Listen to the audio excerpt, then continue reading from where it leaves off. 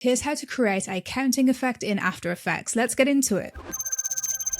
Head up to the text tool, click into the video and type a 0. Select your text and then center align it. Next, come up to Effects and Presets, search for Angle Control and drag this effect onto your text layer. Then come down to the layers and click the drop down. Click the drop down on text. Then press Option or Alt on your keyboard and click on the stopwatch icon. Then press Enter on your keyboard. Then click this little pinwheel thing here and drag it up to the angle to connect the two. And create an initial keyframe. Then move your timecode to where you want this animation to end. Let's go 1 second. And then change the value to what you want the number to be. Now by default, this is going to count up using decimal points. We don't want that. So click into this expression, click on the end, and then type .value .toFixed.